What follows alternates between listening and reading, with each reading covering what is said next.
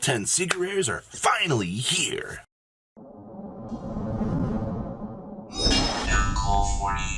All 10 secret rares are here. Make sure you subscribe so you don't miss out on more excellent content like the breakdown for Blazing Vortex here. So we now have the final imports and we have a breakdown discussion for all the secret rares. So as I said, make sure you don't miss out on more excellent content by missing out on that subscribe button down below. We're on our way to 87,000. So, first secret rare you see on the screen here is Armed Dragon Thunder level 10. I'm going to be a little bit more optimistic here with these secret rares. I think the Armed Dragon level 10 in terms of collectability is going to be the one that you're going to want to have in the long term. Having that first edition symbol on this card previously, you've seen previous Armed Dragon level 10 went for huge amounts of money.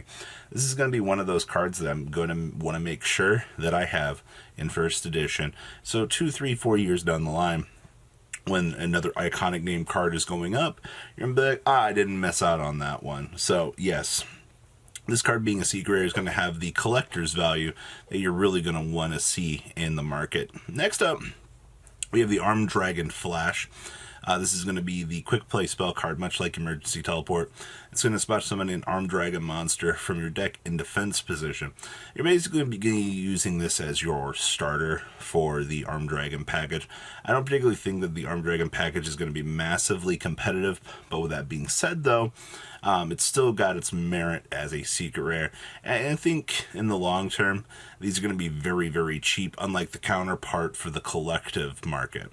Next up, we have S-Force Rappa Shimaru. And I've also said previously that I think that the S-Force package as a long-term investment for original print isn't going to be a bad thing. Now remember, these monsters are going to rely on being in front of the opponent's monsters and then producing negate effects, power down effects, and this other array of really cool effects to punish the opponent's monsters. With that being said, though, I think you're going to be looking at, for the S4 stuff, a decent price tag, at least for Chiyomaru. Probably, I want to say $10. Same thing with the field spell here. On activation, you're going to get to add an S-Force monster from your deck to your hand. And then when an opponent's monster declares an attack on an S-Force monster in the same column, you can activate this effect. That monster cannot be destroyed by battle. It's not the greatest thing in the world, but much like most powered field spells here, you're going to be seeing that on activation, you're going to get that much needed search here. So I do think in terms of general value, you're probably going to see a nice little $10 price tag on this. Chiyomaru is probably going to be pushed down in value a little bit, but we'll wait and see. You know, unlike the Armed Dragon stuff, that's probably going to push, you know, the $15 for the big dragon. It's playability versus collectability, and you have playability here, but yes, out of the gate, the theme is not going to be tier 1. So don't expect to be like, oh man, like Bridgeheads are going to be like $300 for an entire core. No, not at all. It's just something that's got long-term potential for being one of those cards that says on activation search, and they also have bounceability in their engine. Like, they have a lot going for them. All right, and as I said, I am going to make sure I have my core in case something comes along. It just takes 1 to 2 good cards to bust a theme like this. All right. Next up, the biggest reveal out of today was the El Rey Conquista, or the Eldritch the Matter being. Remember, this is going to be the Eldritch Fusion. It's going to give you the Eldritch Fusion monster plus a level 5 or higher zombie monsters. Technically, any of the trap cards plus the Golden Lord himself will make this. It becomes Eldritch the Golden Lord while in the monster zone. Can't be destroyed by battle or card effects. And you contribute a zombie monster and then target one face-up monster your opponent controls. Take control of it, cannot attack or activate its effects till the end phase of this turn. That steal is permanent, by the way. You are looking at one of the weaker secret rares here. I think this card is hilariously cool in its design. It's a super poly target against the deck at this point in time. But once again, you're going to be looking at a very, very easy value on this. I think $10 is too much on this on post circulation, but we'll have to wait and see. Next up is the Warrock Mountain. So on activation, you're going to get to add a Warrock monster from your deck to your hand. At the start of the battle phase, if your opponent controls no monsters, or all monsters you control are Oh, yeah, if you don't control or all monsters of warrior, you can special summon one, alright? With a different name from the cards that you control. And if your warrior monster would be destroyed, it has the self-replacement effect to ensure that your monster stays safe. Big thing with this is the current Warrock support isn't that great, but this card has that long-term effect that 1, 2, 3 more good Warrock cards, you're going to see this card spike. So out of the gate, this being a secret rare, doesn't really do much to be too crazy, but at the end of the day, it is a searcher. It protects, and it extends, actually, so it does good things. So that being said, though, not too crazy value out of the gate, but you have that long-term nice little push that you can get for this. Next up, we have the Heavenly Zephyra Miradora. The activation effect of this card cannot be negated. I think that's the most important line on the card. If your opponent special summons a monster with 2,000 more attack than the extra deck, except during damage step, you special summon this card from your hand. If this card is special summoned from the hand, you have to target a monster that was special summoned from the extra deck, and neither player can activate that monster's effects while Miradora is on the field. Alright? Special summon Negator is not a bad thing. As I've said previously, the OCG hasn't abused this yet. But it does have that long-term potential. Once again, same thing with the Warrock spell card. Like I said, I'm being more optimistic here. There is a long-term possibility here, and we'll have to wait and see. Next up, we have Underdog. During your turn, negate the effects of all face-up monsters your opponent controls. During your opponent's turn, negate the effects of all face-up monsters you control. Somebody brought this up and said, hey, this card negates stun, Robbie. I'm like, wow, that's really cool. I also said this card should have had a red reboot clause on it, so you could have activated it from your hand during, the appropriate turn of the game, so that you can stop your opponent's stuff, so you can play the game. But it doesn't have that. It's a trap card. I think that they were trying some cool stuff with this, but unfortunately, it really fell short on the mark. But hey, cool design. I'll take it. The second best card in the set, I still think, okay, I guess you can argue this or Kit.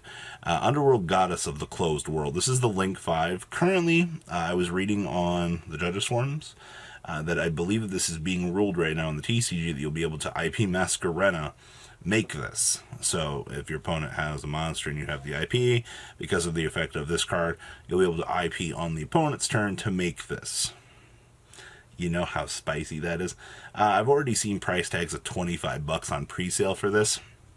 Not expecting anything crazier out of this card. So that being in mind, welcome to this, probably the second most expensive card out of the set besides Starlight Rares. And then the best secret rare in the entire set is Pot of Prosperity.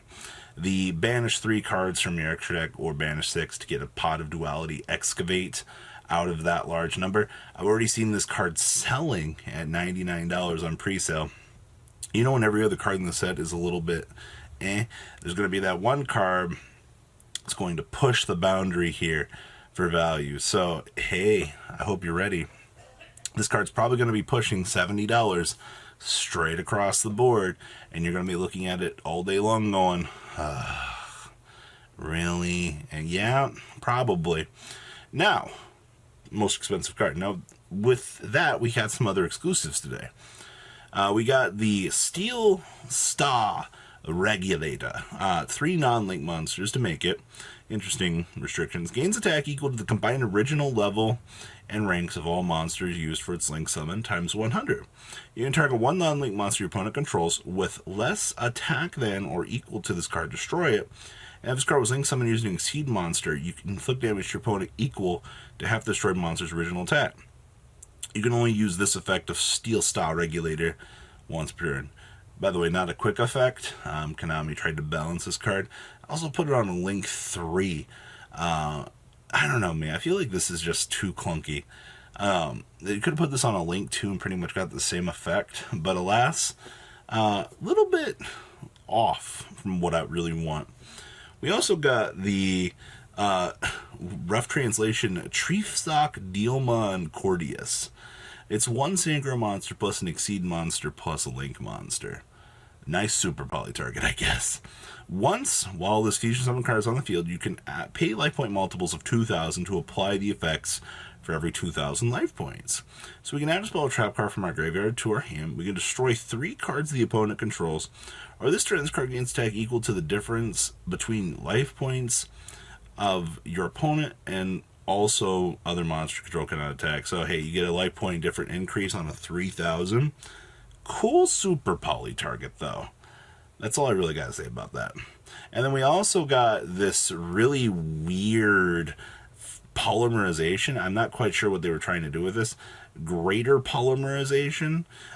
Fusion summon one fusion monster from your deck using 3 or more monsters from your hand or field as fusion material. And if you do, it gains these effects. Cannot be destroyed by card effects. And if this card attacks a defense position monster, you get trample. I actually kind of think that this is cool, having a triple polymerization with added effects. Interesting design here, though. But that is all we have for the secret rares and the final imports. Cool stuff, actually. What do you guys think about Blazing Vortex so far? Make sure you subscribe so you don't miss out on more excellent content. I'll see your beautiful faces back here tomorrow, actually, for OCG Thursday. Peace out, guys. Thank you, patrons, for making the ride never truly end. Without you guys' support, well, I would probably be doing Truffle Shuffle videos for a living. Guys, please check out VanCo40 for all of your Cardfight Vanguard content brought to you by MCO40. And if you are looking to pick up singles, check out mcogames.com for your trading card game needs. Thanks for watching, everybody.